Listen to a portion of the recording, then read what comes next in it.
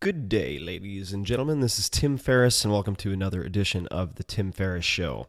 This is an in-between-isode, as one of my fine readers suggested calling it, and that is short-form audio essays in between the longer interviews. So if you want the longer stuff, just go to iTunes or anywhere else, search The Tim Ferriss Show, and you'll find lots of long interviews with everyone from chess prodigies to master photographers to scientists and in between. In the meantime, I'm going to present a short essay, and it is entitled The 9 Habits to Stop Now, the Not To-Do List. I'm not going to edit this because, quite frankly, I don't know how, so if I stumble, please forgive me. Here goes. 9 Habits to Stop Now, the Not To-Do List. Not to-do lists are often more effective than to-do lists for upgrading performance, and the reason is simple. What you don't do determines what you can do. So I'm going to elaborate on 9 stressful and very common habits that entrepreneurs and office workers should strive to eliminate. Focus on 1 or 2 at a time, just as you would with high priority to-do items. So 1 or 2 per day, no more. And I've worded them in a not-to-do action form to try to make these actionable. Number 1, do not answer phone calls from unrecognized or unknown phone numbers. Feel free to surprise others, of course, but don't be surprised yourself. It just results in one unwanted interruption of various types, right?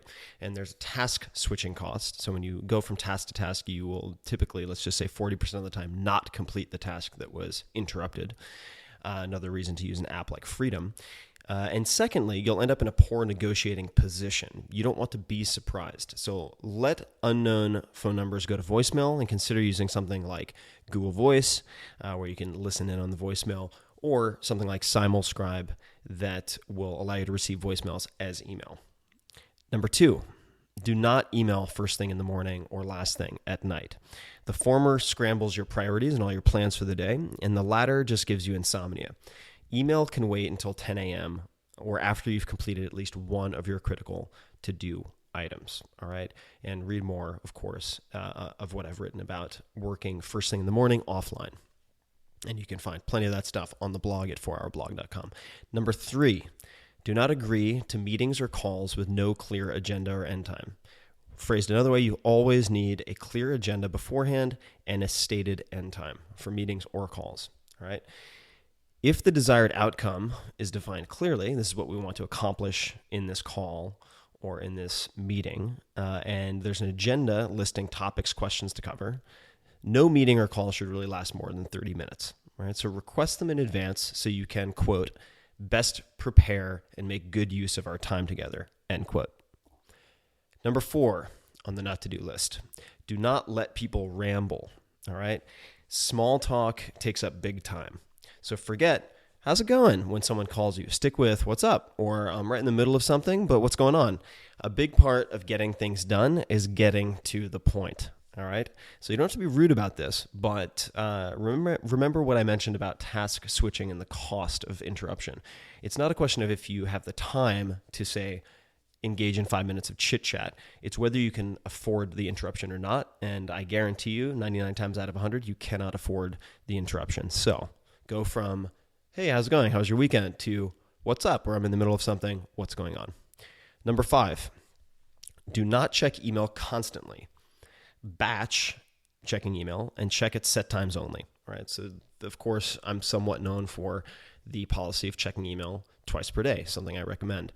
I belabor this point enough elsewhere, so I'm not going to elaborate too deeply. But needless to say, get off the cocaine pellet dispenser and focus on execution of your top to-dos instead of responding to manufactured emergencies, all right? So hitting refresh or inbox repeatedly in Outlook, Gmail is not a constructive way to spend your time. Email is everyone else's agenda for your time, as I've said before. So set up a strategic autoresponder and check email 2 or 3 times daily. You can also use tools such as Boomerang to schedule follow-ups if you don't hear back from someone, or to send email at a later point in time so that you're not refilling your inbox as quickly as you clear it. All right. So do not check email constantly. Check it at set times. Batch, just like you wouldn't do your laundry when you have 2 pairs of dirty socks. You wait for a critical mass and then you process. Number 6, do not over-communicate with low-profit, high-maintenance customers. There is no sure path to success, and this is actually a quote from Bill Cosby, but the surest path to failure is trying to please everyone. So do an 80-20 analysis of your customer base in 2 ways. Which 20% are producing 80% or more of my profit, and which 20% are consuming 80% or more of my time. Then put the loudest and least productive on autopilot by citing a change in company policy. It's pretty straightforward, right? Send them an email with new rules as bullet points: number of permissible phone calls, email response time to be expected, minimum orders necessary for A, B, C, D, and E, etc., right? Offer to point them to another provider or supplier if they can't conform to the new policies. Sometimes you really have to fire your customers to create the business and the life that you want. Number 7, do not work more to fix overwhelm. Prioritize. All right? If you don't prioritize, everything seems urgent and important.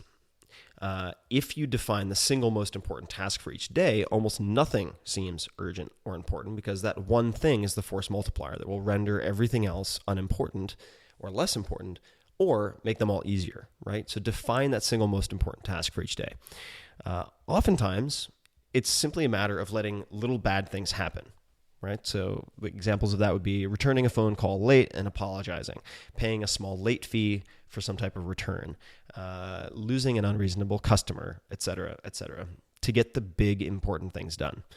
The answer to overwhelm is not spinning more plates or doing more. It's defining the few things that can really fundamentally change your business and life. So if you don't have time, the truth is you don't have priorities. So think harder, don't work harder.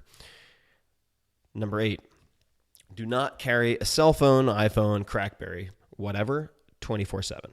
All right. A digital leash. Do not carry a digital leash 24/7. Take at least one day off per week. Turn them off, or better still, and I tend to do this on Saturdays, which is also cheat day, right? Leave them in the garage, in the car, somewhere you can't get easy access. I do this at least once a week, and I recommend you leave the phone at home if you go out for dinner. All right.